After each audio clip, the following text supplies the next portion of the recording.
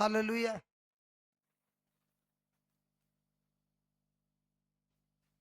तो हम देख रहे थे प्रज्ञा जो भी शुरुआत करता है वो समाप्त करता है। और यहाँ पे हमने देखा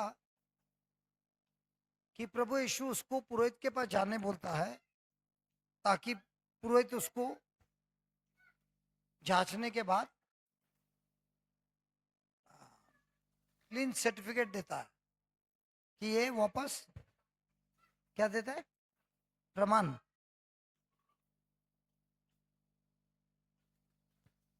कि वो शुद्ध हो गया है, तो वापस अपने परिवार के साथ जुड़ सकता है। इसी तरह हमारे जीवन में, लिखिए, इसी तरह हमारे जीवन में जब हमारा नया जन्म होता है, जब हमारा नया जन्म होता है,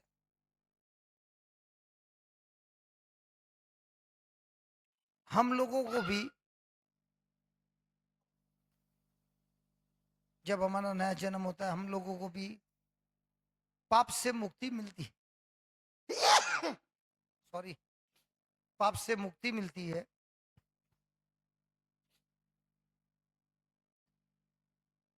कई बार अलग अलग एडिक्शन से मुक्ति मिलती है।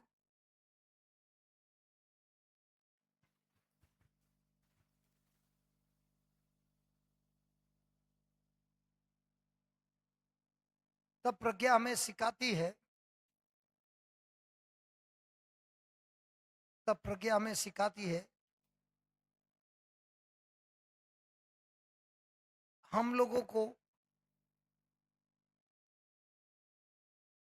नई आदतों को बढ़ाना है,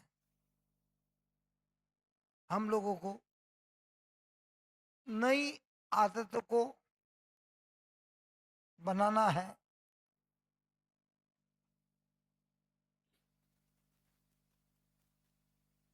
हमारे मन को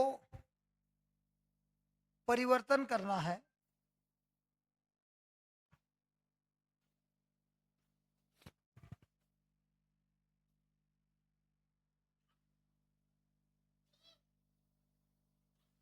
हेल्दी को क्या बोलते हैं? हेल्दी, स्वस्थ, स्वस्थ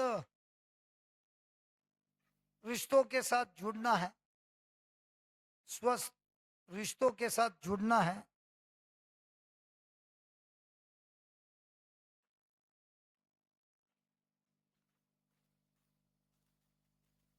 आत्मिक जीवन में बढ़ना है।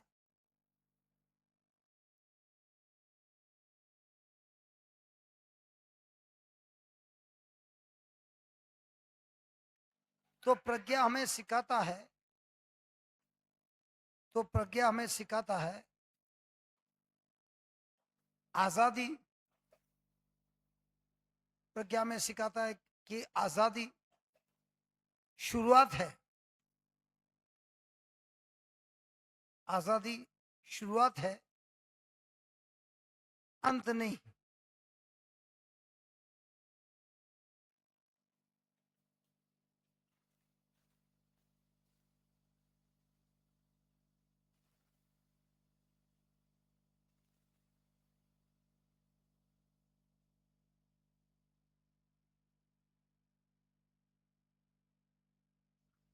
Praise the Lord. क्या लिखा आपने? आप खुद बैठ के सोचिए, आपका नया जन्म हुआ। कई लोग विश्व क्रिश्चियन तो जन्म से थे, लेकिन प्रभु यीशु के साथ ज्यादा मुलाकात नहीं था। क्या चालू किया यार, बहुत रोशनी आ गई।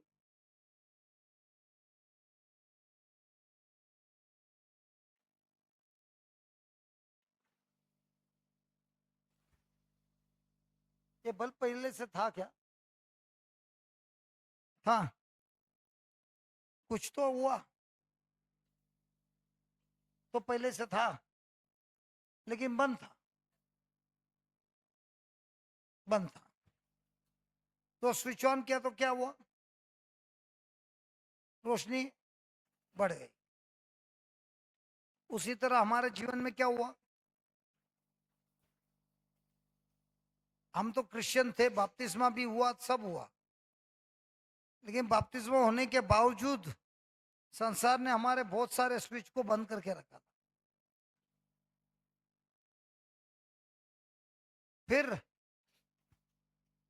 शायद रिट्रीट हुआ या किसी के पहचान हुआ, यहाँ जिधर नौकरी कर रहा है वो भी वहां पे नौकरी कर रहा है, कुछ तो ऐसा हुआ जहाँ दोस्ती हुई, शब्दों में बात करने लगे, फोन से बात करने लगे।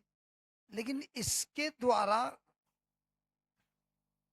किसी ने आपको यीशु के बारे में बताया और आपका नया जन्म हुआ, तो अंदर एक स्विच ऑन हो गया। लेकिन नया जन्म हुआ तो इसका मतलब ये हुआ आपको पाप से आजादी आत्मा में मिल गई, आपको आजादी पाप के जीवन में मिल गई। लेकिन हकीकत में अभी तक आप अनुभव नहीं कर रहे हो।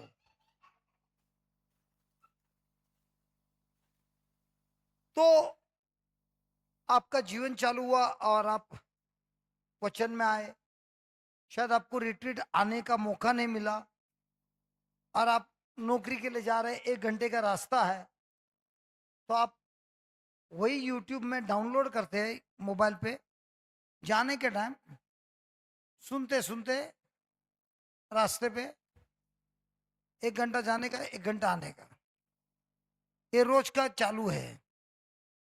इससे क्या होता है, वचन आपको दिखाता है आईना के जैसा।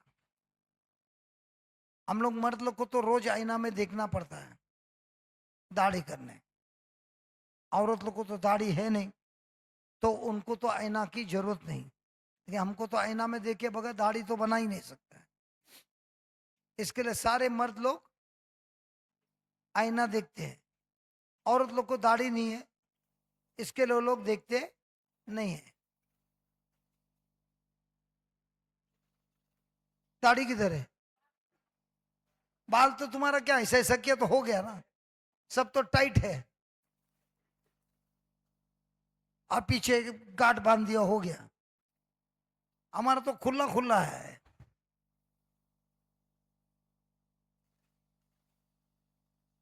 सही बात है, ये दाढ़ी को ऐसा कर सकते क्या, हाँ देखना पड़ेगा ना, नहीं तो इधर आधा ऐसा है आधा है। ठीक है, आईना में देखता है। अब ये दाढ़ी आंख से दिखता है क्या, क्या आईना में दिखता है, आंख से क्यों नहीं दिखता है? आपने आपका चेहरा अपने आंखों से देखा है? क्योंकि तुम्हारा आंख बाहर आके ऐसा करके ऐसा नहीं दिखता है, यहाँ से अंदर से ऐसा दिखता है, उल्टा तो नहीं दिखता ना। तो आपको कैसे मालूम ये फोटो आपका है? क्योंकि आपने दर्पण में देखा है आपका चेहरा, आपका चेहरा। तो 1 घंटा जब आप जाते हो रास्ते पे वचन सुनते सुनते, वो वचन आपको क्या दिखा रहा है, आईना है, आपका जीवन कैसा है वो दिखाता है। और वो बार बार दिखाता है, रोज आप वही वचन को सुन रहे हैं तो क्या कर रहा है, दिखा रहा है।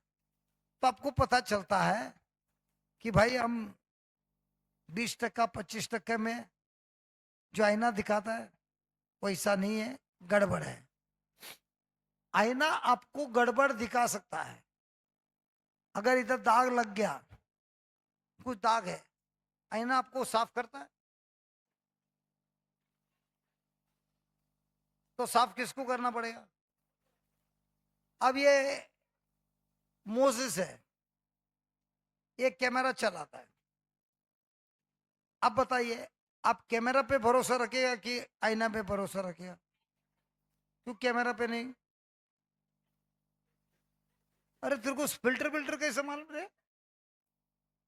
तू भी कैमरा मैन है। मोबाइल में फिल्टर में क्या होता है? काले लोग को गोरा बनाता है। ये जो है ना, मेरे को लिपस्टिक भी लगा सकता है। कौन सा कलर का मांगता है, वो कलर का लगा सकता है बात करते करते। तो कैमरा पे भी ध्यान या विश्वास करेगा कि दर्पण पे विश्वास करेगा? दर्पण कभी झूठ बोलेगा? कैमरा में तो झूठ बोलेगा। तो प्रभु का वचन दर्पण है कि कैमरा है? और जो है सच्चा बताए। बताने के बाद क्या करना है आपको? प्रज्ञा क्या करता है? प्रज्ञा आपको दिखाता है और बोलता है भाई तुम जल्दी से उसको दाग को मिटाने देंगे, वही दाग तुमको भारी पड़ जाएगा। तो क्या सिखाता है? पहला, अपने आदतों को क्या करना? बदल के नई आदतों को बनाना। फिर क्या बोलता है?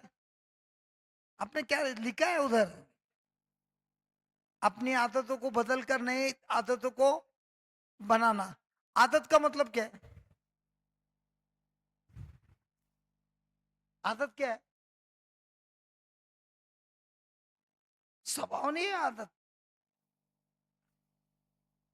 आदत क्या है? हाँ, कार्य जो बार बार करता है, इतने बार करता है कि अब जब करने के टाइम उसको कुछ थकावट नहीं होता है, कुछ मुश्किल नहीं होता है। पहले बार मुश्किल होता है, लेकिन उसकी एक बार आदत लग गई तो बाद में कोई मुश्किल नहीं होता है। तो हमको अभी क्या करना है? नई आदतों को बनाना है। अच्छा, अभी नई आदत को बनाने के लिए पुरानी आदत को बंद करना है कि नहीं करना है? अरे बंद करना है कि नहीं करना है? तो कौन सा पहला आएगा? पुरानी आदत को बंद करके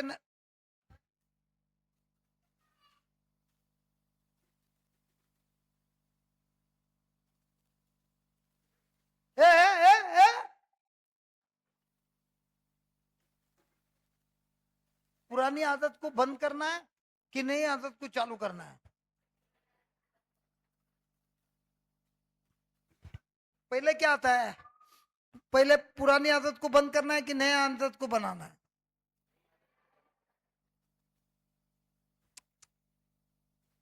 अरे पहला क्या करना है?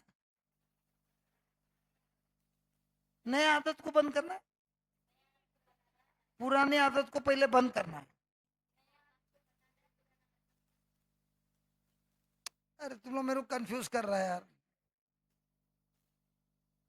आप बताइए, आपको पहला क्या करना है?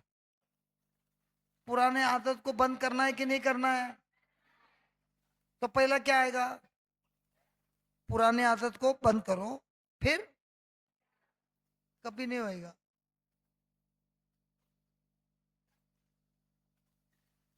पुरानी आदत को बंद करने को हो सकता है, तो यीशु का क्या जरूरत है?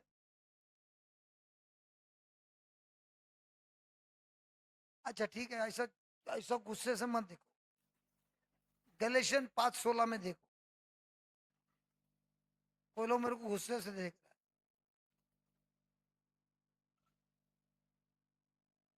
गलेशियन 5:16। अरे वो बिटिया गुलाबी वाली यहाँ थी, वहां क्यों गई? आजा आजा, आगे आजा, आगे आजा। सब लोग पीछे से आगे आता है, ये बिटिया आगे से पीछे ही जाती। क्यों पीछे गई?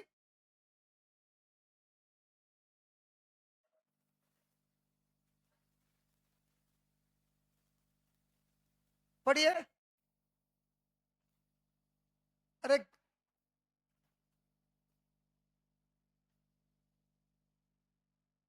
किसको मिला? 5:16, हाँ बोलिए। मैं यह कहना चाहता हूँ, मैं यह कहना चाहता हूँ, आप लोग आत्मा की प्रेरणा के अनुसार चलेंगे तो शरीर की वासनाओं को तृप्त नहीं करेंगे। वापस वापस वापस। मैं यह कहना चाहता हूँ, आप लोग आत्मा की प्रेरणा के अनुसार चलेंगे। चलेंगे लिखा है कि दौड़ेंगे? चलेंगे। क्या खड़े रहेंगे? चलेंगे। क्या सोएंगे? चलेंगे। क्या बैठेंगे? चलेंगे। चलना है ना? जी हाँ। आप लोग चलते हैं क्या? अरे आप लोग चलते हैं कि नहीं दिन में? चलते हैं। एक पैर से कि दो पैर से? दोनों पैर से। और एक पैर से चलता है उसको क्या बोलते हैं? अपंग। लंगड़ा। ये लड़की लोग खेलते हैं ना वो गेम, नहीं खेलते क्या? खेलते हैं। अभी तो दिखता नहीं है, लेकिन बचपन में खेलते थे ना हम, हमारे टाइम पे। अभी के खेलते भी नहीं रहेंगे अब, उनको मालूम भी नहीं रहेगा। वो लोग मोबाइल में बोलेगा चल तेरा टर्न मेरा टर्न, चिपी। अच्छा ठीक है, खेलते हैं। तो हम लोग दो पैर से चलते हैं कि एक पैर से? दोनों पैर से। तो आत्मा में चलना मतलब क्या? आत्मा के प्रेरणा से चलना मतलब क्या?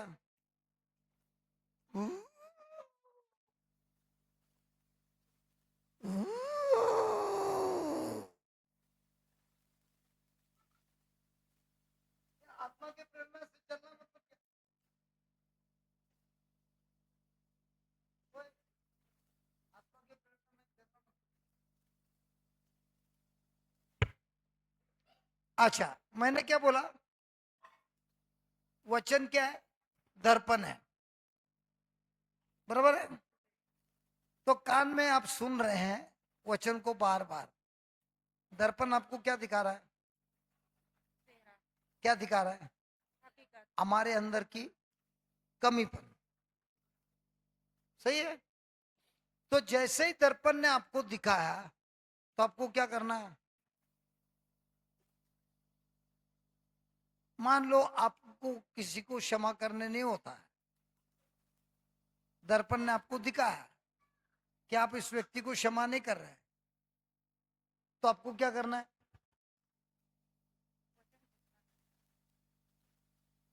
पश्चाताप करना है कि नहीं? तो दर्पण आपको पहला क्या करता है? दिखाता है, जिससे हमारे में पश्चाताप होता है। तो पश्चाताप हो गया एक पैर, पश्चाताप हुआ। एक पैर। अब पश्चाताप करने के बाद उधर ही रहना है, कैसे बढ़ेगा? तो दूसरा पैर क्या है? क्षमा तो किया ना, पश्चाताप करके क्षमा किया।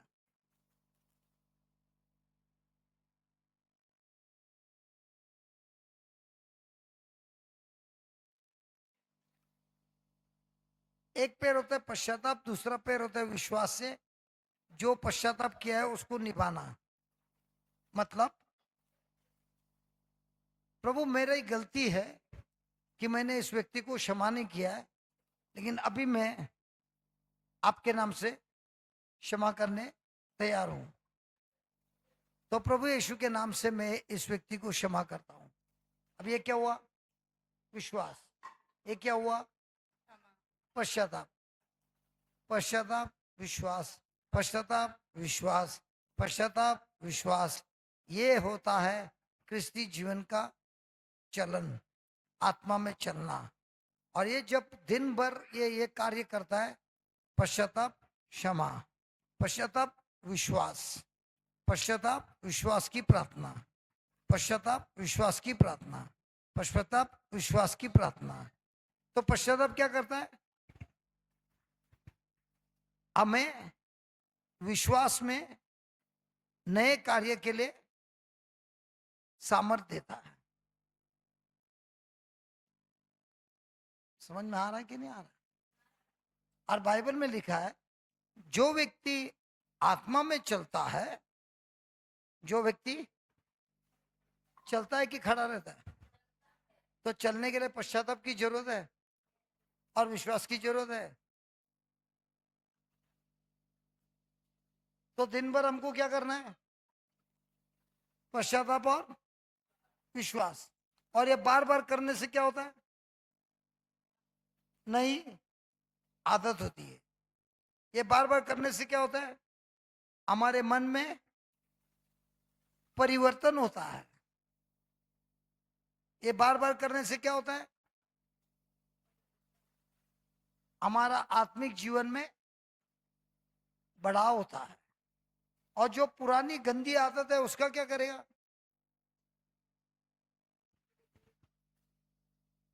अरे जो गंदी आदत है उसका क्या करेगा? छोड़ने की जरूरत नहीं, वो अपने आप गायब हो जाता है। आपको छोड़ने की जरूरत नहीं है। अभी आपका ध्यान, अच्छा अभी बताइए, अभी आप शाम से बैठी है ना चाय पीने के बाद, एक बार भी पीछे मुड़ के देखी? अरे पूछ रहे हाँ या ना बोलना। नहीं। अगर मैंने अभी आपको बोला पीछे मुड़ के मत देखना, अभी क्या होता है? जैसे मैंने बोला अभी तुम्हारे मन में क्या है? देखना है पीछे क्या हो रहा है।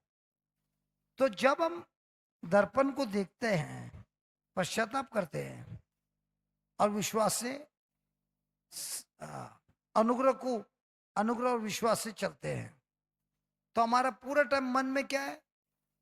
पश्चाताप और अनुग्रह और विश्वास। बराबर है? तो पाप करने के लिए, सोचने के लिए टाइम है? तो क्या वो सोच आ सकता है? जरूर आता है। लेकिन जब वो आता है और आप दर्पण में बार बार मनन कर रहा है, तो वो जो सोच आ रहा है उसके ऊपर आक्रमण होता है। और इसीलिए लिखा है, मैं तुमसे कहता हूं आत्मा के सामर्थ्य से चलो और तुम्हें शरीर के वासनाओं का वासना कर नहीं पाओगे। तो कोई लोग क्या करता है, कोशिश करता है कि मुझे ये नहीं करना है, ये नहीं करना है, ये नहीं करना है, मुझे ये नहीं करना है, मुझे ये नहीं करना है, मुझे ये नहीं करना है, मुझे ये नहीं करना है। जितने बार बोलता है बाद में वही जाके करता है। तो आत्मा में सिखाता है मुझे ये करना है, मुझे ये करना है, मुझे ये करना है, मुझे ये करना है, मुझे ये करना है। तो आत्मा में जब बोलता है मुझे ये करना है वचन के अनुसार, तो आप जो कर रहे थे वो बंद हो जाता है। तो समझ में आया कि नहीं आया यार? इतना बड़ा रहस्य सिखा रहा हूँ, इतना बड़ा रहस्य दिखा रहा हूँ, और फिर भी है ना, अच्छा। अरे ये रहस्य जानने के बाद बड़े बड़े गंदी आदतों से मुक्ति मिलती है। और पाप से मुक्ति मिल गई तो बीमारी को तो जाना ही है कि बीमारी फल है, जड़ पाप है। क्या इस संसार में बीमारी थी पहले? थी? नहीं। मृत्यु थी पहले? थी। श्राप थी? कुछ भी गंदगी थी? किसने लाया? पाप ने। तो पाप है जड़ जिसके द्वारा ये सारा फसल आता है। लेकिन प्रभु हमको सिखाता है अगर मैं आत्मा में चलूं, और आत्मा में चलने के लिए मुझे दर्पण की बहुत आवश्यक है, और वो दर्पण है प्रभु का वचन। और प्रभु आज हमको सिखा रहा है प्रज्ञा को भी मांगेंगे तो प्रभु भर भर के देता है। तभी हमको दर्पण भी मिला, प्रज्ञा भी मिला, अनुग्रह भी मिला, विश्वास भी मिला। सिर्फ अभी हमको मुंह खोल के विश्वास की, प्रार्थना की घोषणा करना है। और जितने बार आप घोषणा करते हो अपने आप उसी घोषणा से आता है सामर्थ कि आप विश्वास से वो कार्य करना चालू करते हो।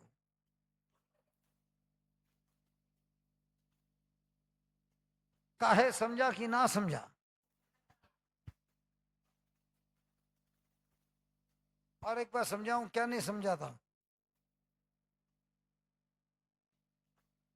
एक उदाहरण दे, कौन सी गंदी आदत बोल तो, कोई भी गंदी आदत तो बोल तो।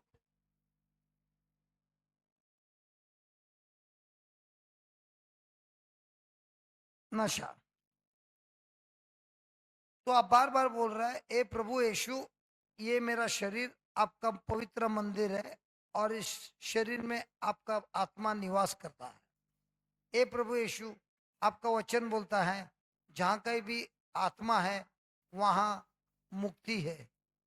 तो मैं बहुत बहुत धन्यवाद देता हूँ, मैं नशा के आत्मा से मुक्त हो गया हूँ। प्रभु यीशु, जो मेरे में है आत्मा आपका, वो इस नशे की आत्मा से श्रेष्ठ है। अब ये बार बार आप बोलते जा रहे हो, क्या होएगा?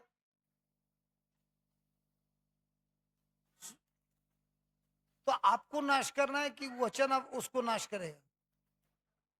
क्योंकि आप समझो, आप युद्ध कर रहे हैं आत्मा से। आत्मा दिखता है, ये शरीर दिखता है, मारेगा तो टच होता है, टच होता है तो इसको चोट लगता है।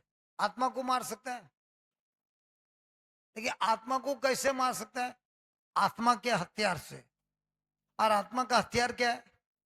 प्रभु का वचन। इसीलिए जब प्रभु यीशु को प्रलोभन में डाला था और शैतान ने प्रभु पर आक्रमण किया, प्रभु ने उसके साथ बहस नहीं किया, उसके साथ समझौता नहीं किया।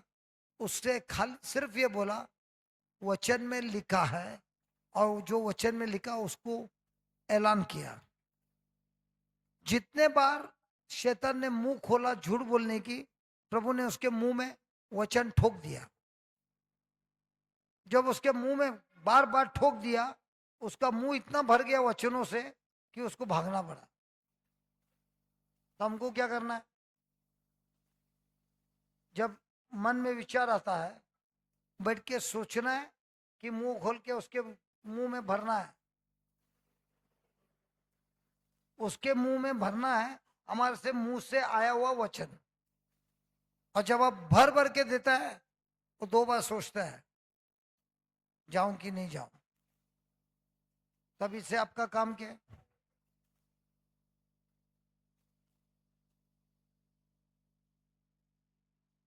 उसको छूना।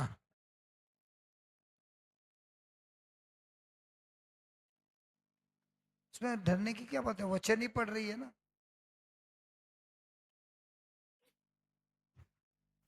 तो आपका काम क्या? अभी आत्मा में चलना, पश्चाताप करना और अनुग्रह और विश्वास से प्रार्थना करना। तो जो ये व्यक्ति करता है, उसका रोज का काम क्या है? समस्या को समस्या देना। तो किसी ने पूछा आपको, आप क्या कौन सी नौकरी करता है? मैं समस्या को समस्या देता हूं। और समस्या को इतना समस्या देता है कि समस्या भी सोचता है कि मैं इसको कैसे समस्या दूं। और समस्या को समस्या देते देते हमारी ट्रेनिंग होती है। अब समस्या को समस्या देने में हम चैंपियन बनते हैं। और जितना हम समस्या को देते हैं, तो समस्या भी हमसे धीरे धीरे हटता है। और जैसे हम समस्या को समस्या पर अधिकार चलाते हैं, तो हम जाके ढूंढते हैं दूसरे को, जो लोग समस्या में हैं, उनको भी सिखाते हैं समस्या पर अधिकार चलाना। तो आपका दिन भर काम क्या है? समस्या पर अधिकार चलाना। मैं इंग्लिश में बराबर बोल सकता है, हिंदी में तो बहुत मुश्किल होता है।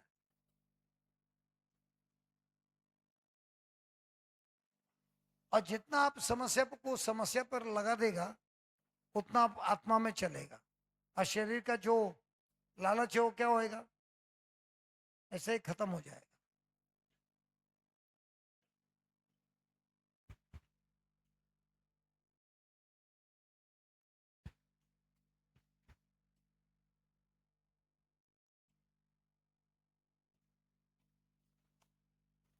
आठवां, प्रज्ञा गवाही के बारे में सोचता है। प्रज्ञा गवाही के बारे में सोचता है। जब प्रभु यीशु ने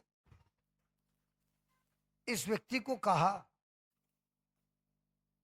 जब प्रभु यीशु ने इस व्यक्ति से कहा जाके पुरोहित को बताना,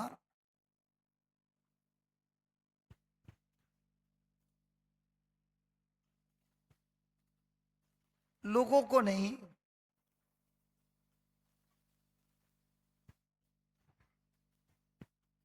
प्रभु यीशु चाहते थे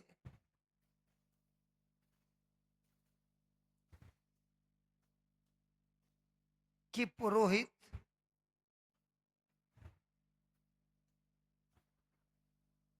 प्रभु यीशु चाहते थे कि प्रभु की पुरोहित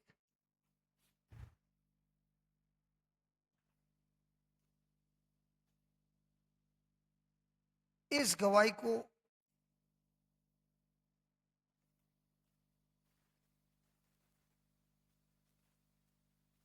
सुने।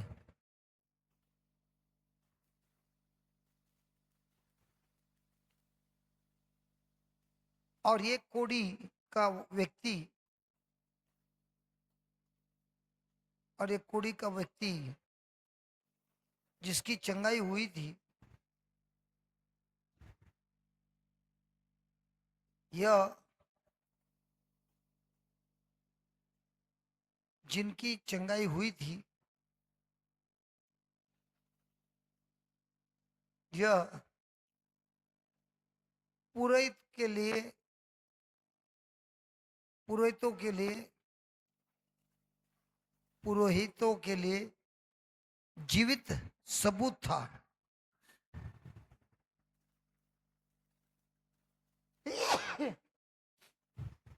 जीवित सबूत था।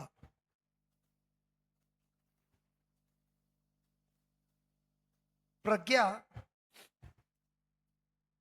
हमेशा प्रज्ञा हमेशा खुद से भी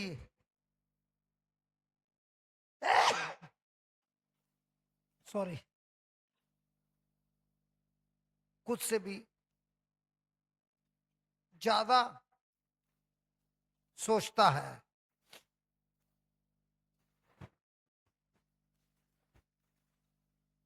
उदाहरण, ईश्वर ने इब्राहिम को आशीर्वाद दिया। ईश्वर ने इब्राहिम को आशीर्वाद दिया।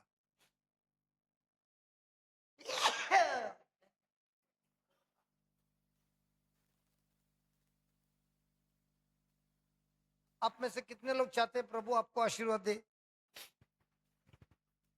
दे चुका है, तो आपके जीवन में अनुभव हो, ऐसे कितने लोग चाहते हैं? हाथ उठाइए। आप हाथ उठाने के टाइम आपने देखा ना मूसा ने क्या किया, प्रभु देख रहा था, देखा ना? तो आप हाथ उठाते उठाते तो प्रभु देखता है। अच्छा बताइए, आप में से कितने लोग चाहते हैं कि प्रभु का आशीर्वाद आपके जीवन में अनुभव हो? हाथ उठाइए। क्यों आप लोग नहीं हाथ उठा रहे? क्यों नहीं उठाए?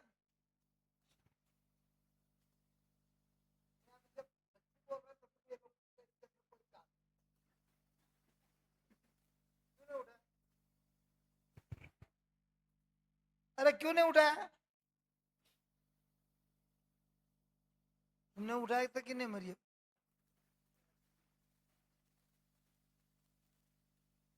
उठाया था कि नहीं? मैंने बोला आप लोग में से कितने लोग चाहते हैं कि प्रभु ने दिया हुआ आशीर्वाद आपके जीवन में अनुभव हो जाए? हाँ उठाया। किस लिए? प्रभु ने आपको आशीर्वाद क्यों देना है?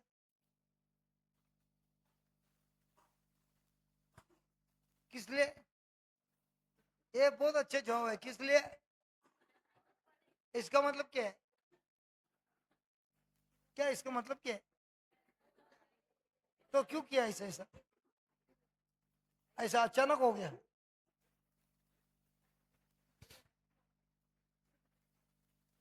हाँ हाँ, आशीर्वाद आशीर्वाद है। माने कि हम लोग शादी किए हैं, तो हम लोग के बच्चे आशीर्वाद हैं, प्रभु के आशीर्वाद है। तो हम लोग तो देख रहे हैं पापा।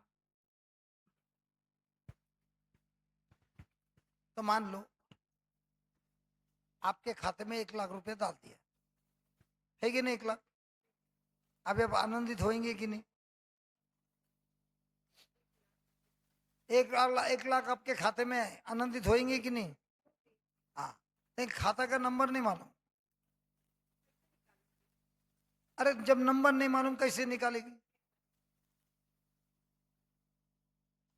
तो वो कब होगा? जब वो व्यवहार में आएगा। तो प्रभु ने इब्राहिम को आशीर्वाद किस लिए दिया था? इसीलिए बहुत लोग फंसे हैं अभी तक। ये जैसा बोल रहे हैं, आशीर्वाद तो दिया है ना हमको, ये लेके बैठा है। लेकिन सच्ची की जिंदगी में आशीर्वाद अनुभव होता है कि नहीं होता है मालूम नहीं। क्योंकि प्रभु का मकसद है, प्रज्ञा का मकसद है कि वो हमको आशीर्वाद देता है ताकि हम जाके दूसरों के लिए। अभी आपके हृदय में मकसद क्या है आपका? ए छोड़ छोड़, झूठ बोलते खुल्लम खुल्ला। आपके हृदय में सबसे पहले क्या होता है? प्रभु ने मुझे आशीर्वाद देना है, दिया है। उसके बाद जिस काम के लिए दिया है वो उसके लिए निकलते हैं कि लेके बैठा है? फिर वो आशीर्वाद बढ़ेगा कि उधर ही रुक जाएगा? तो वही तो हो रहा है। इब्राहिम को बोला मैं तुम्हें आशीर्वाद दूंगा ताकि तुम्हारे द्वारा कई राष्ट्रों में आशीर्वाद आएगा तेरे द्वारा। सही है कि नहीं? और हमारे दिमाग में क्या है?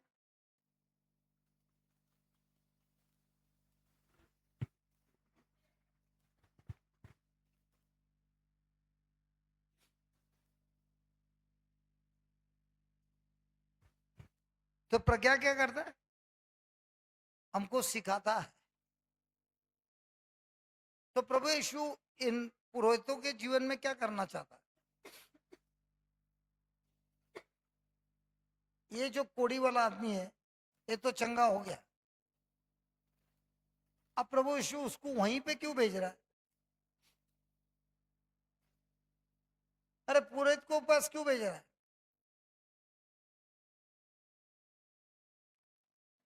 जब पुरोहित देखेगा इसका तो जहाज मैंने किया था, इसके 5 उंगली तो गायब थे, अब तो नए 5 उंगली है, तो क्या आएगा? एक बार ऐसा हुआ, एक दिन है ना, हम प्रचार कर रहे थे और हीलिंग हो रहा था। तो एक लड़की, हम इधर इधर तो आप लोग सब जूता बाहर निकालता ना, सिटी में तो हम लोग सब जूता पहन के ही आते हैं। तो छोटी लड़की थी। अब प्रभु यीशु ने बोला मैं उसका पैर जूते के अंदर कुछ चंगाई कर रहा है।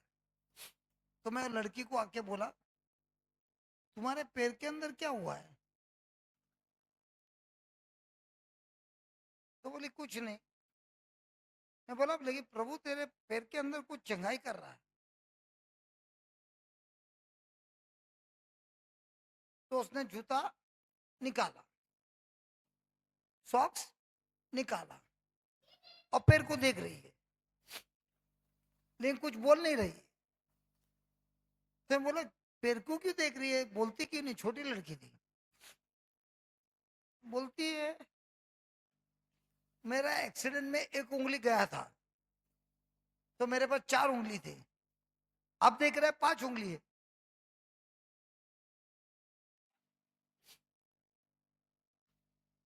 क्या बोलती है? और उसका भाई भी था, वो भी बोल रहा है मेरे बहन का 1 उंगली एक्सीडेंट में कट गया था, पूरा का पूरा, अब पूरा का पूरा नया है। अभी आप सोचो ये कोड़ी वाला जो है उसका 1 उंगली नहीं जाता है, लाइन से 5 जाता है, एक हाथ में नहीं दोनों हाथ में जाता है। या दोनों पैर में जाता है। अब वो जो उधर जाता है और पुरोहित के सामने खड़ा होता है और वो देखता है। अब वो जो देख रहा है, क्या वो गवाही उससे बात कर सकता है? सिर्फ वो कोड़ी के साथ बात कर रहा है कि पुरोहित के साथ भी बात कर रहा है? और ये पुरोहित को अभी क्या समझ में आएगा कि ये कार्य ईश्वर से होता है कि शैतान की शक्ति से होता है? तो क्या इसको पूछेगा नहीं ये कैसे हो गया?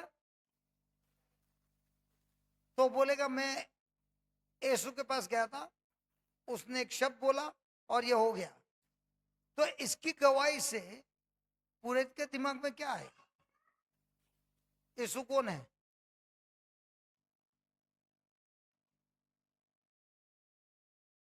तो क्या प्रभु यीशु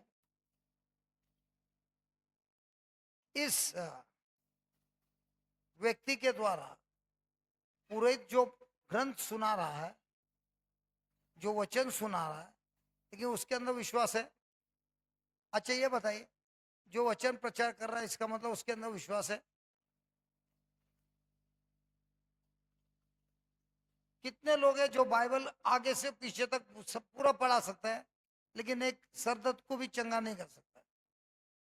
और कितने लोग हैं जिनको पढ़ना लिखना नहीं आता है, उसमें से दो तीन चंद जो सुना है उसमें वो जीता है और उससे वो सामने वाले में के जीवन में बड़े बड़े चमत्कार करता है। एक उदाहरण देता हूँ।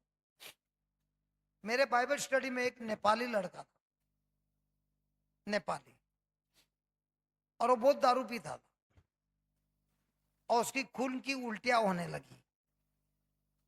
तो उसको उसके दोस्त ने बुलाया और बोला इधर आ जाना बाइबल पढ़ने के लिए। और मेरा वो इंग्लिश में था, तो आके बैठता था। उसको अंग्रेजी का एक लाइन नहीं समझ में आता, बैठता था, लेकिन वो हर शनिवार को आके बैठता था। 3 शनिवार के बाद उसका खून की उल्टी बंद हो गई। और वो ड्राइवर था, तो बार बार मेरे को बोलता था आप गोवा जाते हो ना हर महीना, मेरे को भी लेके जाओ ना, मैं ड्राइवर हूँ, मैं गाड़ी चलाऊंगा, आप जिधर जाते हो उधर मेरे को नौकरी पे लगा दो, मैं भी ड्राइविंग करूंगा, आप बाजू में बैठ जाओ। मैं बोला मेरे को ड्राइविंग अच्छा लगता है, मैं भी ड्राइवर ही है, मैं मेरे गाड़ी का ड्राइवर है, मेरे को ड्राइवर की जरूरत नहीं। तो ये बार बार बोल रहा था। मैं बोला देख भाई, तू रिट्रीट के लिए आएगा, वो इंग्लिश में है, तेरे को कुछ समझ में नहीं आएगा। मैं तेरा एक सीट, क्योंकि मैं बम्बई से लोगों को लेके आता था मेरे गाड़ी में, एक सीट मेरा कम हो जाएगा। फिर वो बहुत विनती करने लगा, तो मैं बोला चला जा, तो उसको गोवा लेके गया। अब वो बैठता था क्लास में, ध्यान लेके बैठता था, लेकिन समझता कुछ नहीं था। क्लास खत्म होने के बाद जो लोग बैठे थे, जो हिंदी जानते हैं, उनको जाके पूछता था ये भाई ने क्या पढ़ा है, बाइबल लेता था। तो उस रिट्रीट में मैंने पढ़ाया था जहाँ 2 या 3 प्रभु के नाम से एक होते हैं, आते हैं, प्रभु उनके साथ रहता है। और रिट्रीट खत्म हुआ, बाद में मेरे को आके बोलने लगा मैं तो सीख गया, मैं तो सीख गया। मैंने बोला क्या सीखा? मैंने सीखा है जहाँ 2 या 3 प्रभु के नाम से खड़े रहते हैं, वहां प्रभु यीशु खुद आता है ना? इतना ही सीखा? हाँ इतना ही सीखा, लेकिन मैंने तो सीखा। ये बंबई गया अपने दोस्त के पास, अब बोलने लगा फिर वो दारू छोड़ने गए। तो उसने बोला अरे छूटता नहीं, कैसे छोड़ेगा? तो बोला कोई बात नहीं, बोला इधर खड़ा रहे, आंख बंद कर, ए प्रभु यीशु मैं हूं और ये है, 2 है, आपके वचन के अनुसार 2 है। और आपने बोला जहाँ 2 जन खड़े होते हैं आपके नाम से, वहां पर आप होते हैं, और जब आप इधर है तो ये चमत्कार तो होना है। तो इसको दारू का आदत है, इसका दारू का आदत को निकाल देना। धन्यवाद प्रभु जी। अभी बोलते हैं, इसको बोलते हैं तो बोल अभी, धन्यवाद प्रभु यीशु मैं मुक्त हो गया, धन्यवाद प्रभु यीशु मैं मुक्त हो गया, बोलते जा बोलते जा। 1 हफ्ते में उसका दारू का आदत खत्म हो गया। तो अब इसको मिल गया एक जोड़ीदार। बोलते हैं हम लोग एक काम करेंगे, अपने गली में ना शायद बहुत लोग बीमार है, तो जाएंगे एक एक के घर में और पूछेंगे आपके घर में कोई बीमार है। तो ऐसे ये लोग जाते थे घर में, गली में। और ये आपका जैसा नहीं है, एक मकान इधर एक मकान उधर। इधर तो एक दीवार के साथ दूसरा दीवार में एक मकान चिपका रहता है। बम्बई में एक गली में कम से कम 25 फैमिली रहेगा। तो ये लोग एक एक के घर पे जाते थे और पूछते थे अरे भाई आपके घर में कोई बीमार है क्या, और ये चालू करता था। वो ऐसा हो गया, उस गली में एक डॉक्टर की क्लिनिक थी। उसको जब पता चला ये लोग जा रहे हैं और लोगों में चमत्कार हो रहा है, उसको आया गुस्सा। उसने उसके गली वाले लोग को बोला ये लोग क्या उल्टा सीधा पढ़ा रहे हैं और इसको पकड़ के मारो। तो ये डॉक्टर को जाके बोलने लगा देख डॉक्टर, मेरा जो यार है ना तुम्हारा भी इलाज कर सकता है। बोलो तुम्हारी क्या बीमारी है बताओ। डॉक्टर के क्लिनिक पे तो डॉक्टर ने बोला अगर वो इलाज नहीं करेगा तो तू इस गली में नहीं रहेगा। तो बोला मेरे को शर्त जरूर है, मजबूर है, लेकिन अगर उसने तेरे को इलाज किया तो तुम्हारा क्लिनिक जो 9 बजे बंद होता है 9 से 10 मैं चलाऊंगा। तो डॉक्टर ने बोला ठीक है, देखिएगा तेरा तेरा तेरा यार तेरे को मेरे को कैसा ठीक करता है। तो वापस उसने वही बोला ए प्रभु यीशु, आपने बोला ना जहाँ 2 या 3 खड़े रहते हैं आप वहां पे रहते हैं, तो अभी मैं हूँ ये है। और ये डॉक्टर विश्वास नहीं करता है, जरा इनका भी हृदय ठीक कर दो, ताकि एक जो डिस्पेंसरी है ना, रात को हम लोग बैठेंगे क्लिनिक में और जो लोग आते हैं उनका इलाज हम करेंगे। और बाद में बोला 1 हफ्ते के बाद जाके रिपोर्ट निकालो। डॉक्टर का हृदय का बीमारी ठीक हो गया। और उसी क्लिनिक में ये 9-10 बजे के बाद 11 बजे तक गली के लोग आते थे। और वो इसको प्रचारने आता है सिर्फ यही, जहाँ 2 या 3 खड़े हैं प्रभु यीशु वहां पे है। और बहुतों का इलाज हुआ।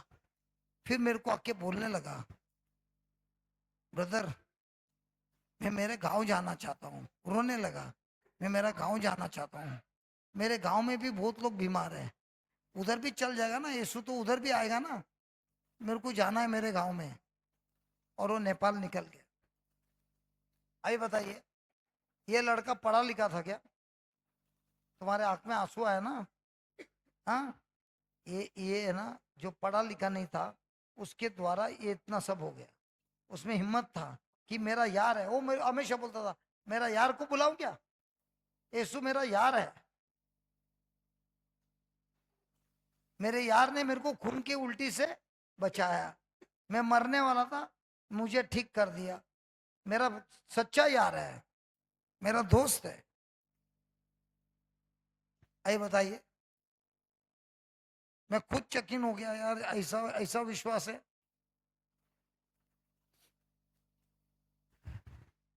तो प्रज्ञा क्या करता है? सबूत देता है। इसने जैसे ही सबूत देखा अपने खुद के शरीर पर, अब जाके उसके दोस्त को बोलने लगा मेरे अंदर हुआ ना तेरे अंदर भी होगा। और इन दोनों के अंदर हो गया। चल अभी गली में जाएंगे यार, सबके घर में जाके बात करेंगे।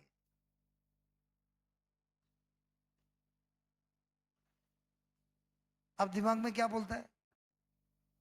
मिरियम जब दारू बेचती थी तभी कभी सोचा था तुम्हारे हाथ से चंगाई होगी? अभी तू भी गली गली में जाती है ना। हाँ तुम भी पढ़ी लिखी है ना? कितनी पढ़ी है? हैं? कितनी पढ़ी है? हाँ, 5वीं पास की फेल? सरकारी में सबको पास करता है, अरे बाप रे। 5वीं तक पढ़ी है तो ये बाइबल पढ़ने कभी सीखी? वचन में आए। और क्रिश्चियन भी थी, जन्म से क्रिश्चियन भी थी, बाइबल खोलने भी नहीं जानती थी, पढ़ने भी नहीं जानती थी, अनपढ़ थी और बाइबल खोलना सीखी। अभी गली गली जाती है। मैं हमेशा देखता है इसका फोटो जब बेचती है ना, लोग जो बैठे हैं ना ऐसे अंधेरे में बैठे हैं और मोबाइल में एक या दो जन के टॉर्च लाइट है, उसमें और टॉर्च लाइट में बाइबल उधर रहेगा और बाकी के लोग सब बैठे अंधेरे में और ये प्रचार हो रहा है। तो मैं ऐसा करके दुखता है, अरे मैं बोलते हैं यार ये तो मेरे से ज्यादा अच्छा काम कर रही है। ऐसे ऐसे कोने कोने में जाती है जहाँ इलेक्ट्रिक करंट भी नहीं, लाइट भी नहीं रहता, टावर भी नहीं पकड़ता। इसको कोई खड़ा करेगा? मैं पूछ रहा हूँ, ये 5th स्टैंडर्ड सरकारी स्कूल में सबको पास करता है, तो चल पास हो गई। ऐसे नीरू इसको सिलेक्शन में डालेगा आप?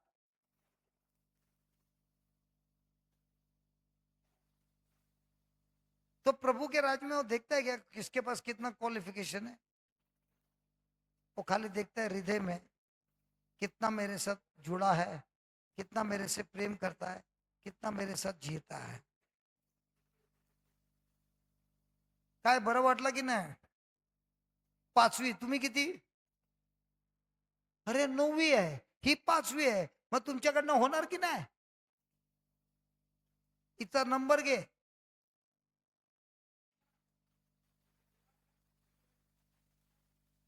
ती पण वाचायला शिकली घोषणामध्ये आल्यानंतर, परंतु आता जाऊन काय करायचं आहे? हा तेच करायचं आहे आणि करायचं आहे, आणि केल्यानंतर नंतर मी येतो तिकडे.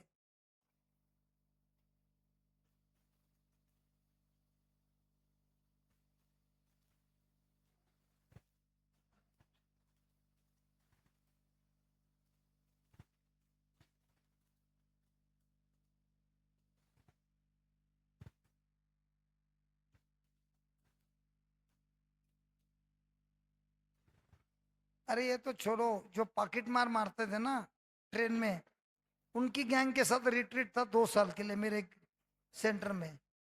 2 साल उनको बोलता था हर महीना आओ, और वो लोग आते थे, 28 से 30 लोग आते थे, और जब आते थे कपड़ा वेपड़ा लेके आते थे धोने के लिए।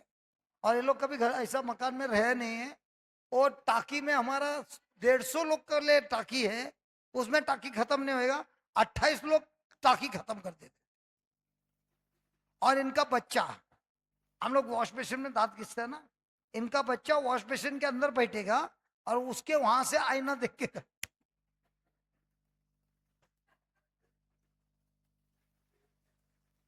कभी देखा है किसी को दांत घिसने का टाइम? वॉश बेसिन के अंदर जाके बैठेगा और वहां से जाके देखेगा, क्यों? आईना आईना ऊपर है, छोटा है, और उसको चढ़ाने की भी जरूरत नहीं, कैसा भी चढ़ेगा उसको पकड़ के। वो लोग 28 से 30 जन आते थे, उनके बच्चे लोग, अरे बाप रे। लेकिन एक चीज था, आनंद की बात ये थी कि उनका जीवन परिवर्तन हो गया। अब कोई भी चोरी नहीं करता है, मेहनत की कमाता है और मेहनत का जीवन जीता है। उसमें का 2-4 लोग तो प्रचार करने के लिए निकलता है। तो प्रभु आपको आशीर्वाद क्यों देता है? ताकि हम दूसरों के जीवन में आशीर्वाद बने। लिखो लिखो लिखो, प्रभु मुझे आशीर्वाद क्यों देता है? प्रभु ने इब्राहिम को क्यों आशीर्वाद दिया? प्रभु ने इब्राहिम को क्यों आशीर्वाद दिया? ताकि वो अन्य राष्ट्रों में आशीर्वाद बने।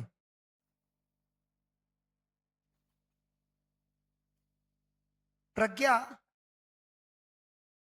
प्रज्ञा खुद का नहीं देखता है, प्रज्ञा खुद का नहीं देखता है, बल्कि पीढ़ी, जनरेशन को क्या बोलता है? पीढ़ी, जनरेशन को क्या बोलता है नीरू? अब तो दिल्ली पीढ़ी है ना, पीढ़ी की पीढ़ी का सोचता है, पीढ़ी का सोचता है। बेवकूफ व्यक्ति खुद का फायदा देखता है।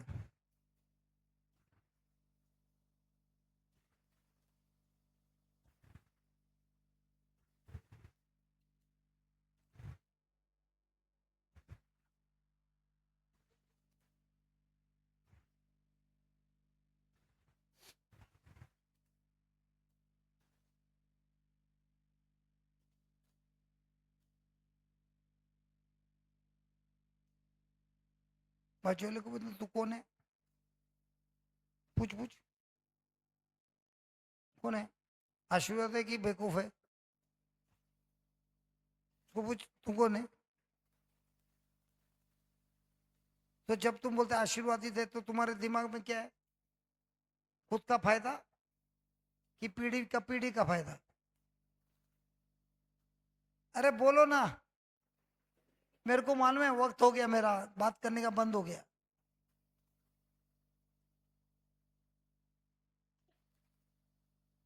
हम लोग किसके बारे में सोचता है, पीढ़ी या खुद का।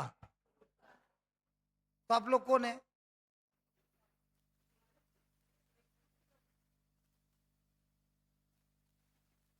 तो अभी इस रिलेटेड के बाद क्या करने वाले हैं?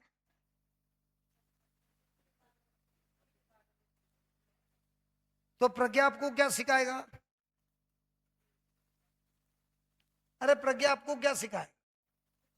आपको मैं एक बात पूछता हूँ, मेरा अभी कुछ महीनों में 61 होगा, बराबर। मेरे को 61 साल में इधर आना जरूरी है,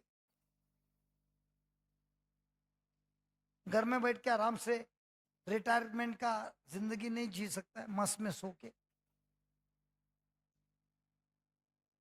इधर खर्चा करने की क्या जरूरत है। मैं प्रश्न पूछ रहा हूं भाई, क्या मैं नेता बनने वाला हूं, क्या बोल रहे हैं।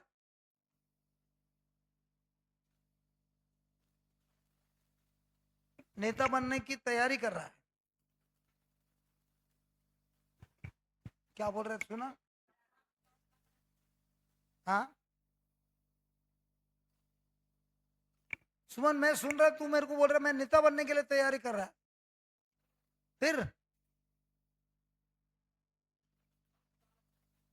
हाँ, तो जैसे ही मेरे को प्रभु ने पकड़ा 33 की उम्र में, मैंने देखा कि प्रभु ने मेरे को आशीर्वाद दिया, और इस आशीर्वाद में मैं एक घटना बोल सकता हूँ मेरी जिंदगी की, जिससे आपको बहुत फायदा होगा। ऐसे हुआ कि मैं रिट्रीट के लिए गया था, मैं ये नहीं बोल रहा कहाँ गया था, बहुत लंबा रास्ता था, हजारों किलोमीटर दूर। वहां पे मैं 7 दिन रहा, और मैं उन दिनों में वॉकमैन रहता था, रिकॉर्डिंग के लिए मैं कैसेट विसेट लेके गया और रिकॉर्डिंग करने की कोशिश की, लेकिन उधर आवाज से है ना कुछ सुनने में नहीं आता है वो क्या बोल रहा है। तो मैंने देखा उधर एक बुक स्टॉल था, कैसेट विसेट सब थे, तो मैंने रिकॉर्डिंग बंद कर दिया। मैं बोला जाने के टाइम एक साथ जाएगा, और जाने के टाइम सब कैसेट ले लूंगा। तो मैं उस स्टॉल के पास गया और उसको बोला, इधर जितना प्रवचन का कैसेट है, जितना भी है, 20 25 50 जितना भी है, एक एक कॉपी मुझे सब दे देना, मैं खरीदना चाहता हूँ। तो उस व्यक्ति ने बोला, हमारे पास एक भी कैसेट नहीं है प्रचार का, लेकिन गीत का कम से कम 25 गाने का कैसेट है। ये सुनकर मैं रोने लगा, और मेरा दुख इतना बड़ा था कि मैं वो दुकान पे बेहोश हो गया, सच्ची में बेहोश हो गया, ये देखकर कि मेरी जो चाहत थी प्रचार की, कैसेट लेके जाएगा, मैं बंबई का है, तो मैं लेके जाएगा तो मैं सुन सकता हूँ, सीख सकता हूँ, इसके लिए मैं चाह रहा था। लेकिन बोल रहा था प्रचार की कैसेट नहीं है, खाली गीत की है। जब मैं रोने लगा, मैंने बोला प्रभु अगर आप मुझे ये वरदान देंगे ना, मैं आपको वादा करता हूँ मैं एक भी कैसेट बेचूंगा नहीं, मुफ्त में लोगों को दूंगा, ताकि उनका प्रचार मिलेगा, उनका जिंदगी बदली हो जाएगा। और वो उस जगह पे जहां पे मैं रोया और बेहोश हो गया, वहां पर मुझे प्रभु ने ये वरदान दिया प्रचार करने का।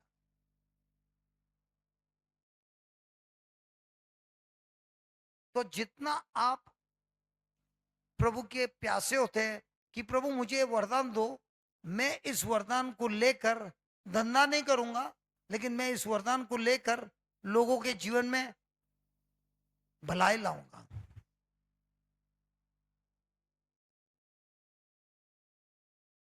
और वहां से मुझे ये प्रचार करने का गिफ्ट मिला। तो मैं जब प्रचार करता हूँ मेरे को छोटे में नहीं कर सकता है, एक एक शब्द को तोड़ तोड़ के समझाना पड़ता है। लेकिन मैं ये देखता हूँ जब तोड़ तोड़ के समझाता है, अगर मैंने 100 दिया उसमें का 3 तो अंदर घुस जाता है, वो 3 घुसा ना काम कर देता है। और अगर वो व्यक्ति रोज सुनता है, कुछ पल के बाद अनिशा के जैसा बनता है, राधा के जैसे बनता है, मोसेस के जैसे बनता है। आप भी वैसे ही बनेंगे। ये जो प्रचार हुआ है, नोट्स दिया है लिख के, ये इसलिए दिया है कि मैं चाहता हूं आप जाकर ये सीख कर आपके जीवन में परिवर्तन होकर आप आपके परिवार में आशीर्वाद बने, आपके खानदान में पीढ़ी के पीढ़ी में आशीर्वाद बने, आपके अड़ोस पड़ोस में, आपके पैरिश में आशीर्वाद बने। और एक बात बताता हूं, पैसे के पीछे भागा लाचार हो जाएगा, प्रभु के पीछे भागा पैसा आपके पीछे भागेगा। नहीं, आपने सुना नहीं, मैंने बोला अगर आप यीशु के पीछे भागेगा ना, पैसा आपके पीछे भागेगा। जिस दिन से प्रभु ने मुझे छुआ है और मैंने अनुभव किया है ये वरदान का, ये आशीर्वाद का, कभी मेरे को पैसे की तंगी नहीं हुई है, कभी भी नहीं। जब आप दूसरों के लिए आशीर्वाद बनते, अगर आपके 100 रुपया है, 10 रुपया निकाल के किसी ना किसी को सेवा में निकाल दो, देखो बाद में क्या होता है। देखिए हमारा क्या है, हम ऐसा कैसान है, आशीर्वाद मिला सब खुद खा लेगा, तो ऐसा बीज डालेगा। बीज डालता है जब दूसरे के जीवन में आप आशीर्वाद बनते हैं, दूसरों के जीवन में अच्छाई लाते हैं। आइए आप बताइए, रिट्रीट में चिकन खिलाना जरूरी है क्या? अरे खिलाना जरूरी है क्या? दोपहर को खिलाया ना, रात को भी है। अभी भूख लग गया, देखो देख देख देख देख देख देख देख देख देख, अरे यार। अब ये शब्द को देख के ऐसा हो गया, तो मैं 3 घंटे से 2 घंटे से बात कर रहा, तभी क्यों नहीं हो रहा है? जब मुझे ये नहीं मिला मैं बेहोश हो गया। अभी तो यूट्यूब यूट्यूब सब है, हमारे टाइम पे तो कुछ भी नहीं था। जो सुना वो सुना, वो गया गया, बाद में कुछ नहीं कर सकता है। अभी तो बहुत कुछ है।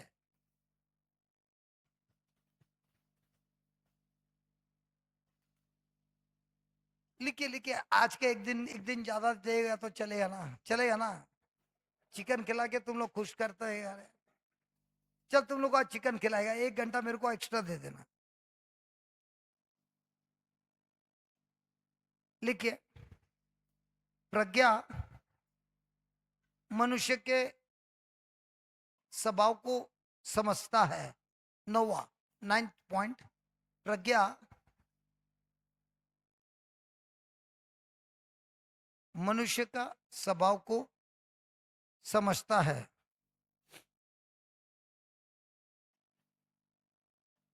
प्रभु यीशु जानते थे, प्रभु यीशु जानते थे मनुष्य का स्वभाव।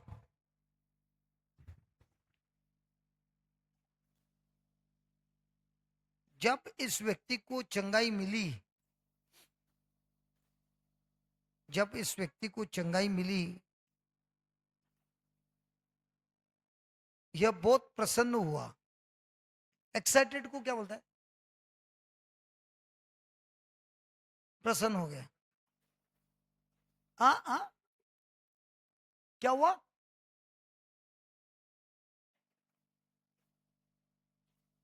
चलो, प्रसन्न भी बराबर है ना वर्ड। हाँ, प्रसन्न हुआ। लेकिन प्रभु यीशु ने उसे एक, तू लिखती नहीं है, किताब नहीं है क्या? हाँ, क्या बोल रही है?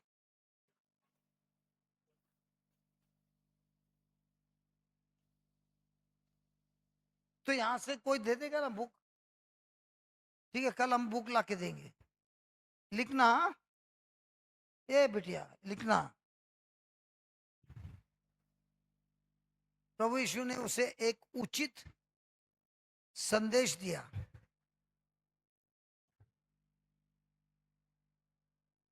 प्रभु यीशु ने उसे एक उचित संदेश दिया। क्यों? क्यों? क्योंकि प्रज्ञा जानता है, क्योंकि प्रज्ञा जानता है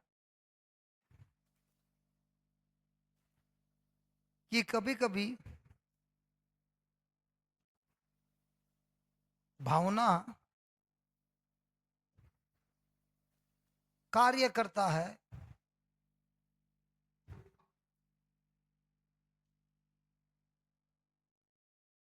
आज्ञा पालन के विरुद्ध। आज्ञा पालन के विरुद्ध।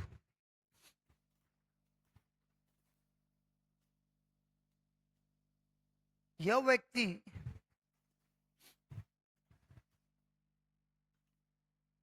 पूरे हृदय से आनंदित हुआ।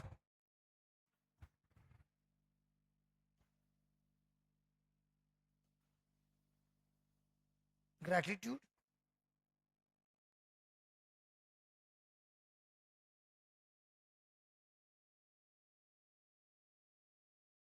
ग्रैटिट्यूड।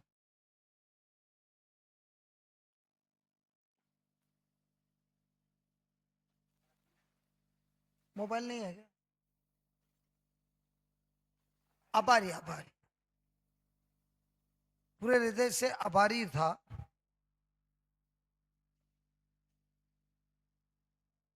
उसके भावना बहुत मजबूत थे।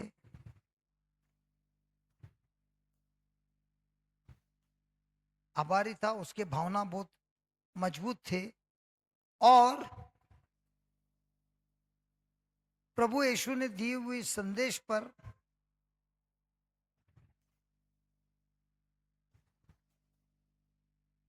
ध्यान नहीं दिया।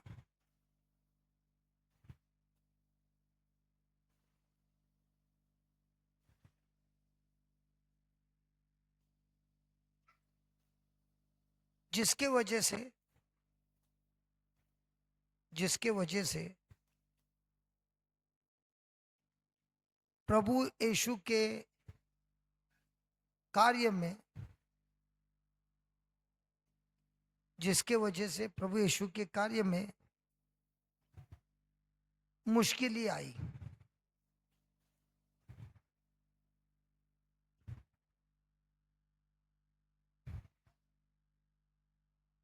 इस तरह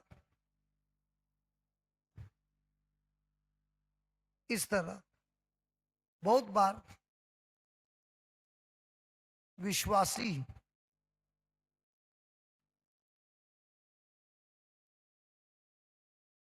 अपने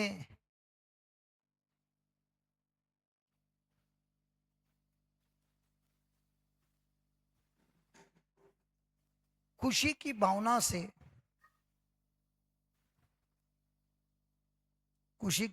से, निर्णय लेता है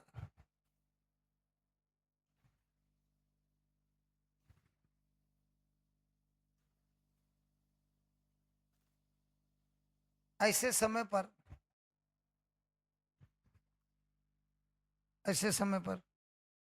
प्रज्ञा पूछता है, ऐसे समय पर प्रज्ञा पूछता है, प्रभु हमें क्या कहता है? प्रभु हमें क्या कहता है? क्या हुआ यहां पर? प्रभु ने इस व्यक्ति को क्या बोला था? पुरोहित के पास जाना, किसी लोगों के पास जाकर मत बताना। इसने क्या किया? दुश्मनी से बताया कि आनंद से बताया? इसमें प्रभु के साथ कोई नाराजगी थी? नहीं। वो इतना खुश हुआ, बोला ये आज्ञा का क्या फर्क गिरता है यार, मैं जाके सबको बोलेगा, सबका फायदा होगा। लेकिन प्रभु ने इसको क्यों रोका था? ताकि लोग आए यीशु के साथ रिश्ता बनाने। लेकिन इसकी गवाही के द्वारा कौन से लोग आएंगे? क्या आज भी ऐसा होता है? अरे क्या आज भी ऐसे होता है? और वे लोग जो बड़े भीड़ में आते हैं, ठीक है, चंगाई पाते हैं,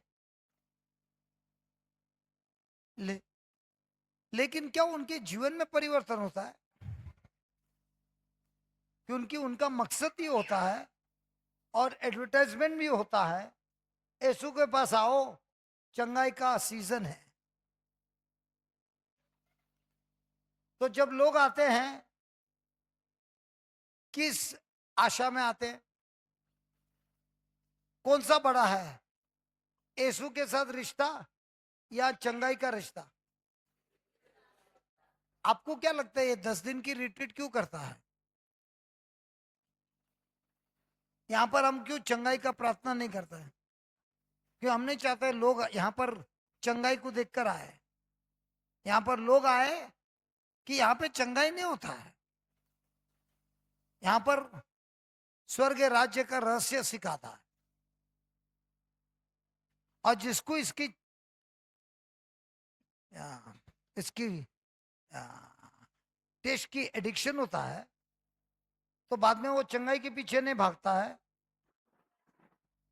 यीशु के पीछे भागता है। और चंगाई और मुक्ति और आशीर्वाद और ये सब उसके पीछे भागता है। इसलिए मैं जब जेल से वापस आया, अब मेरा इच्छा ये नहीं है कि जाके 3 घंटे का प्रचार करूं, कि उसके लिए हमारे टीम में बहुत लोग हैं जो प्रचार कर रहे हैं।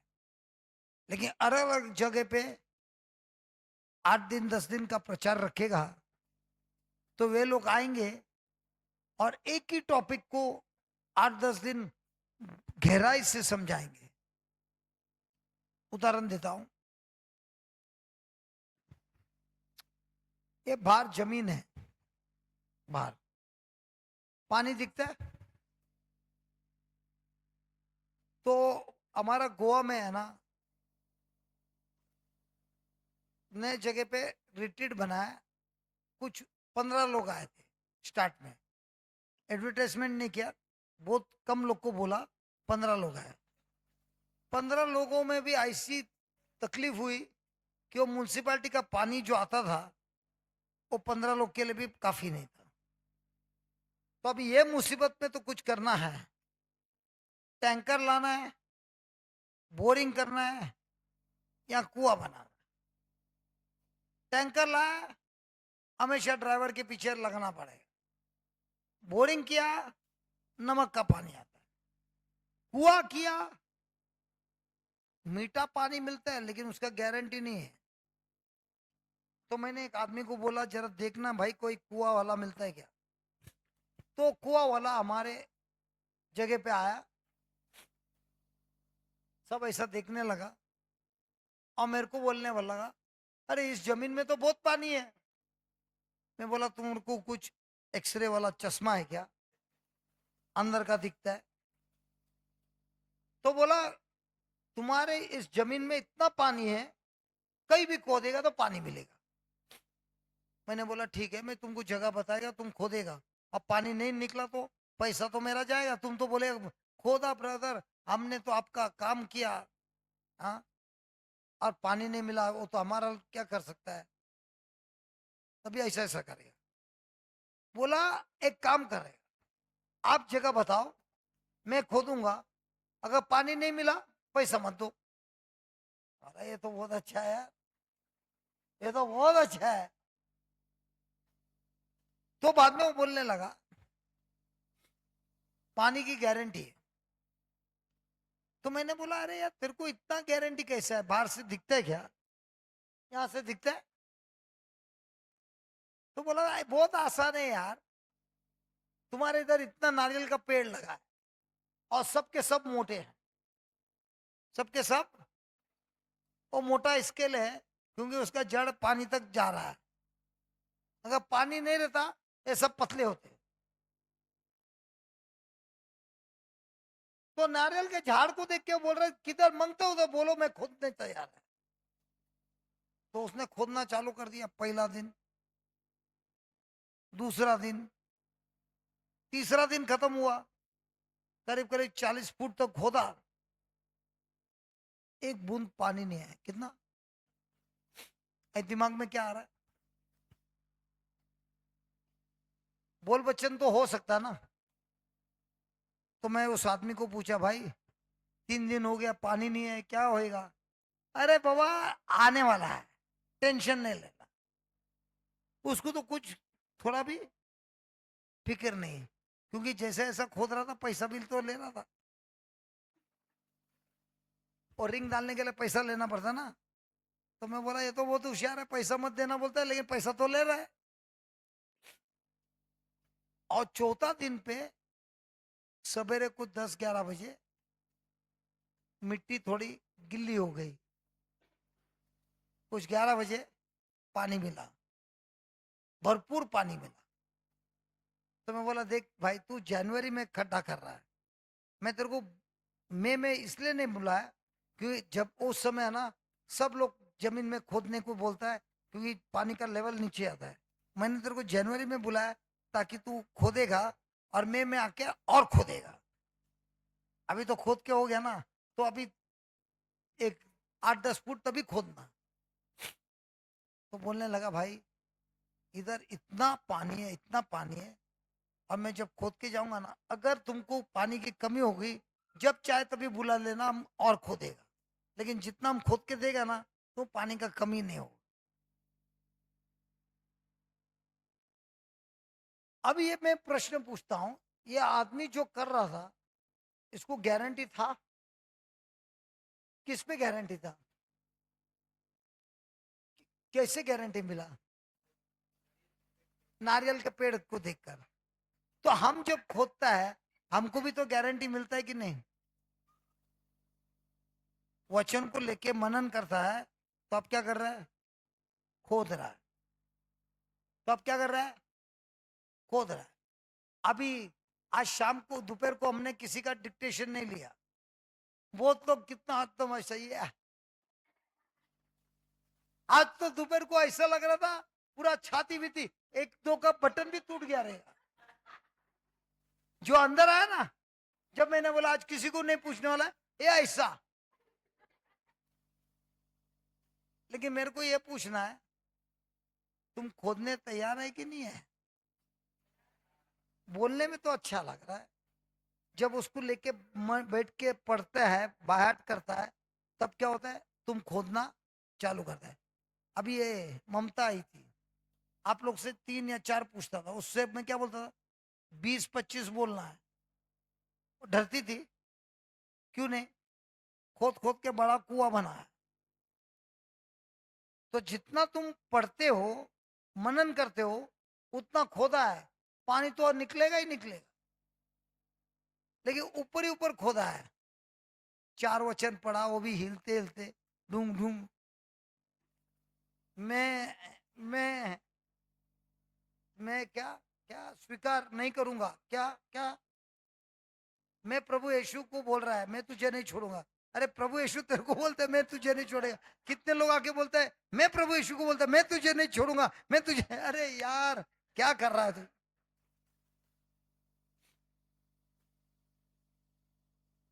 मैं तेरे साथ संसार के अंत तक हूं। अरे कौन बोल रहा है? मैं बोल रहा है यीशु को। अरे यार,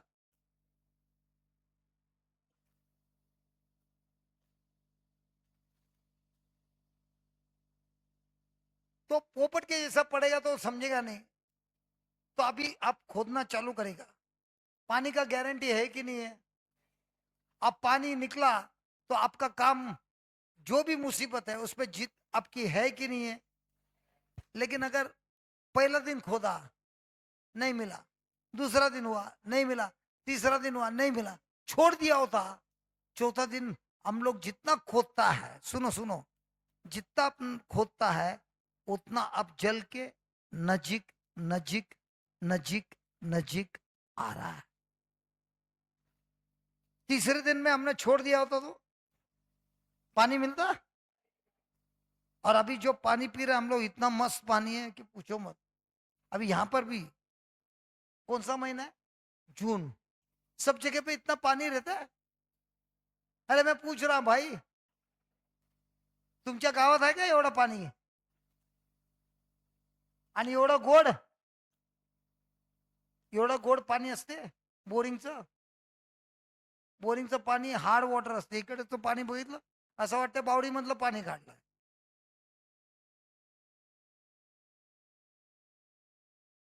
खोदेगा तभी तो पानी निकलेगा. वैसे ये बंद करेगा तभी तो खाना मिलेगा. ये बंद ही नहीं कर रहा तो खाना कहाँ से मिलेगा? चलो लास्ट वाला लिखो, लास्ट लास्ट. कितने लोगों ने स्माइल दिया रे मेरे को.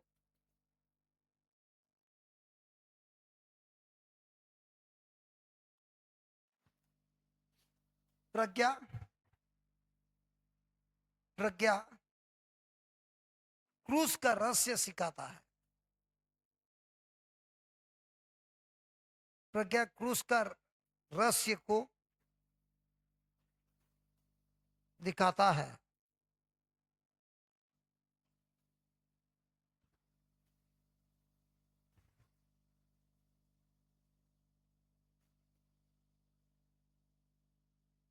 गहराई से प्रज्ञा दिखाता है. गहराई से प्रज्ञा दिखाता है चंगाई के बाद. चंगाई के बाद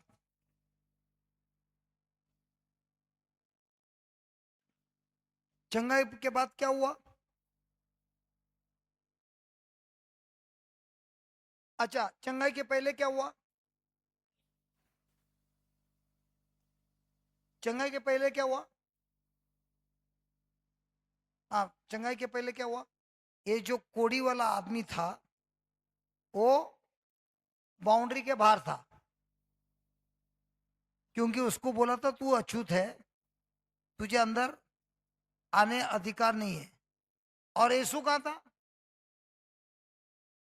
यीशु कहाँ था? अंदर था, लोगों के बीच. और यीशु के पास वो आया और यीशु से उसे चंगाई मिली.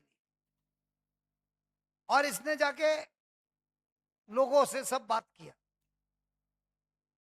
बराबर है. तो लोग ज्यादा भीड़ आने के पहले प्रभु यीशु अभी अंदर थे कि रेगिस्तान में पहुंच गए. और ये आदमी किधर पहुंच गया? क्रूस में क्या होता है? हम लोग सब बाहर थे. हम लोग सब बगीचा के बाहर थे कि अंदर थे? आदम बगीचा के अंदर था कि बाहर था? अंदर था. पाप करने के बाद उसको क्या हुआ? बाहर निकाला गया. तो आदम जब बगीचा के बाहर था और उसके बच्चे कहाँ हो गए? अंदर की बाहर? बाहर. तो प्रभु यीशु आए और क्रूस पे प्रभु यीशु ने हमारा जगह लिया. तो जो बाहर थे उसका जगह लिया क्रूस पर. और जो यीशु पिता के साथ रिश्ते में था उसका रिश्ता पिता के साथ टूट गया और हमारा रिश्ता जुड़ गया. उसी तरह इस व्यक्ति का रिश्ता ईश्वर से टूटा था कोड़ के कारण, अछूत होने के कारण उसको बाहर निकाला. लेकिन यीशु की चंगाई के द्वारा वो अंदर आया और यीशु बाहर गया. उसी तरह हमारे पाप के खातिर यीशु को पाप बनाया और यीशु जो धार्मिक था उसकी धार्मिकता को हमको दिया भेंट के रूप में, ताकि हम अब धार्मिकता का जीवन जी सकता. तो ये पूरा जो चंगाई है प्रभु सिखा रहा है, सिर्फ शरीर का चंगाई नहीं, मन का, आत्मा का, पूरा जीवन का, हर एक क्षेत्र का चंगाई प्रभु दिखा रहा है. समझ में आ रहा है कि नहीं? अरे आ रहा है कि नहीं? अब मजा आ रहा है कि नहीं? बाइबल में खजाना है कि नहीं है? लिखिए. अभी अभी मैं समझाऊंगा नहीं, अभी लिखिए. जो समझाना का था समझा दिया। कोड़ी उस शहर से बाहर था।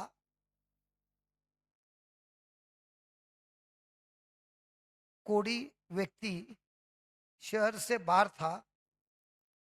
प्रभु यीशु शहर के अंदर था।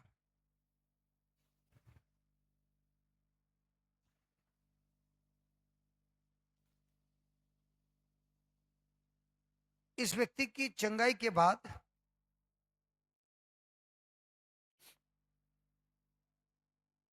वह अंदर आया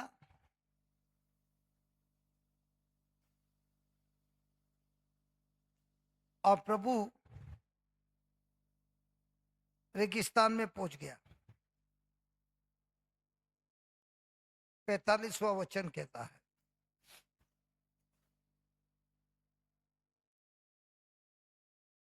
इससे हमें सीखने मिलता है, इससे हमें क्रूस के बारे में सीखने मिलता है।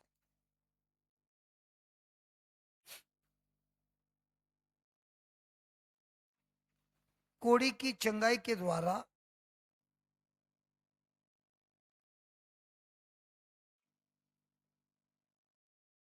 उसे अपनाया गया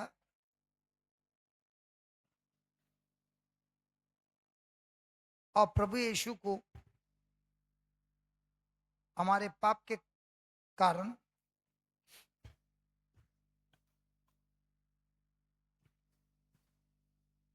पिता से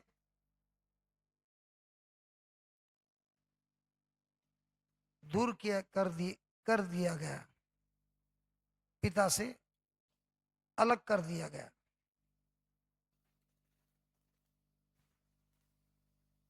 कोड़ी को समूह के समूह ना, कम्युनिटी को क्या बोलते हैं? समूह, समुदाय। कोड़ी को समुदाय के साथ जगह मिला।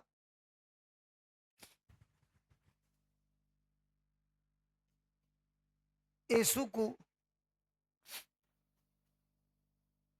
क्रिमिनल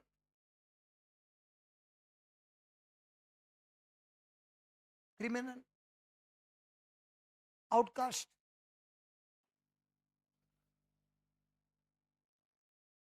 क्रिमिनल अच्छा है, अपराधी अपराधी, प्रभु यीशु को अपराधी का जगह मिला।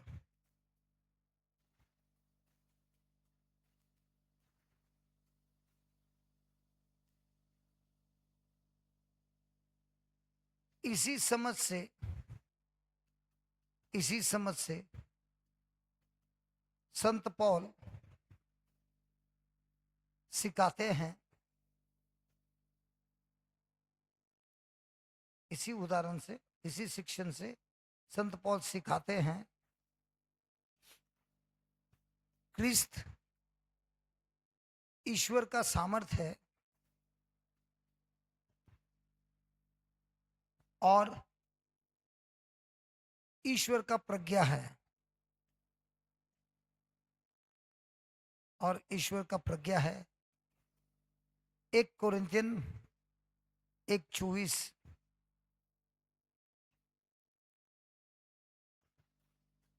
1 कोरिन्थियन 1:24, क्रूस ईश्वर का प्रज्ञा है, क्रूस ईश्वर का प्रज्ञा है, जो मनुष्य का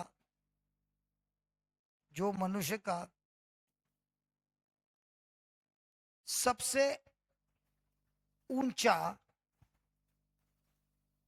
जो मनुष्य का सबसे ऊंचा समस्या को हल करता है।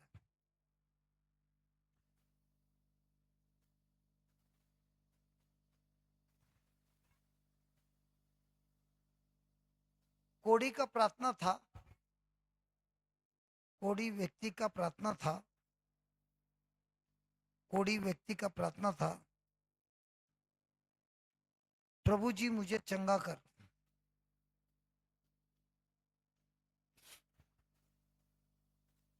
प्रभु मुझे चंगा कर।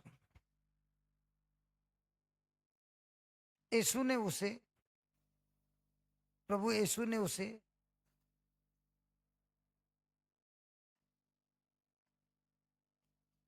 बहुत ज्यादा दिया, बहुत बहुत ज्यादा दिया। सबसे पहले बहुत बहुत ज्यादा दिया। पहला करुणा, दूसरा शुद्ध, शुद्ध किया। तीसरा रेस्टोरेशन, रेस्टोरेशन को क्या बोलता है?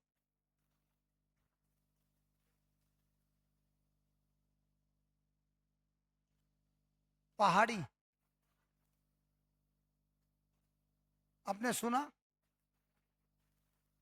आपने सुना? मैंने ये शब्द नहीं सुना, लिखो।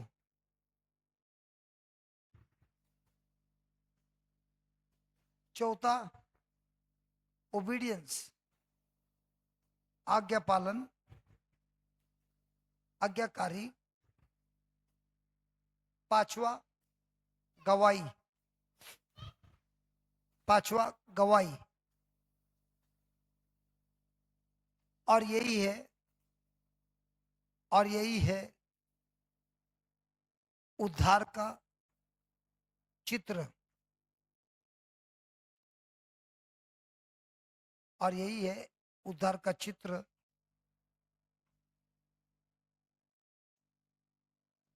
इसी तरह, इसी तरह प्रज्ञा, इसी तरह प्रज्ञा हमारे जीवन में कार्य करता है।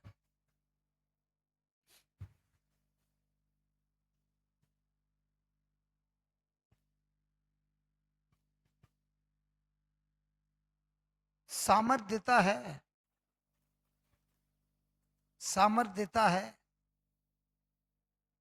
जो हम पूछते हैं, सामर्थ देता है जो हम पूछते हैं, लेकिन प्रज्ञा देता है, लेकिन प्रज्ञा हमें देता है जो कुछ जरूरत है।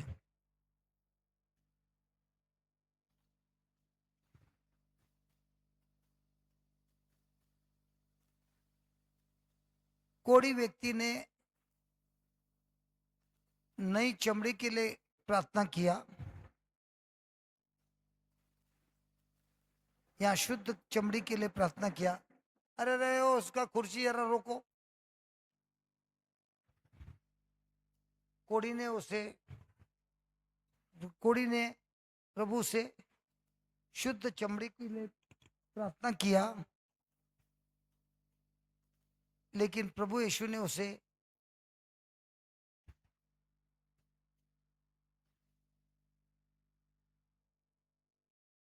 पूरी जीवन, उसे पूरा जीवन रिस्टोर किया। रिस्टोर वापस बोलो।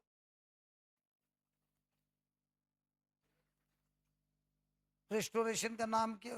रेस्टोरेशन का वर्ड बोलना नीरू। पहाड़ किया।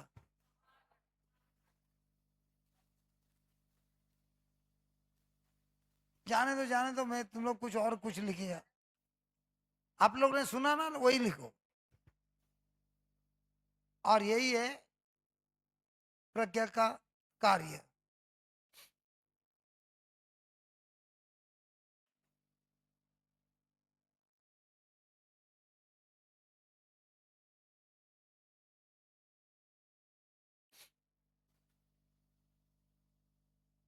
ये प्लीज है ना, घर में जाके विनंती करता हूं, बहुत बड़ा खजाना दिया है, जबरदस्त खजाना है। बैठ के मनन करना। प्रज्ञा भी आपके जीवन में ऐसे ही खजाना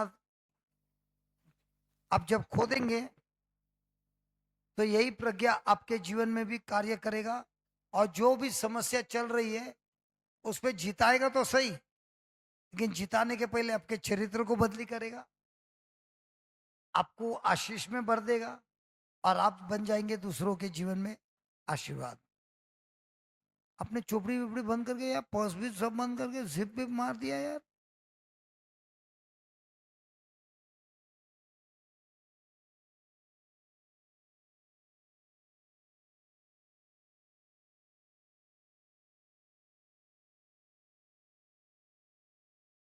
इसको बोलते हैं विश्वास।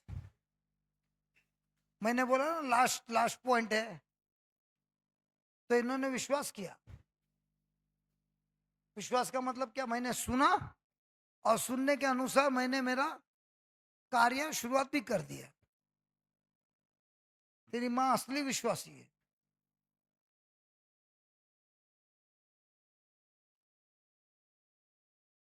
आइए, आप ही आइए, आइए आइए आइए आइए आइए।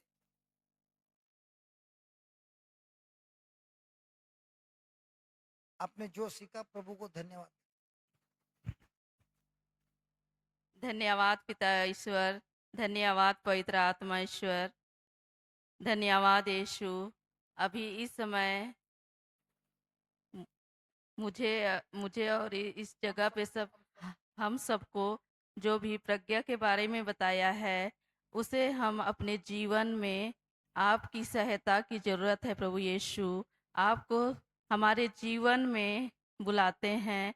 हमारे हर समस्या का समाधान करने के लिए आप उपस्थित रहिए और सही मार्गदर्शन दिखाइए। आपको तहे दिल से हम सभी की ओर से धन्यवाद देते हैं।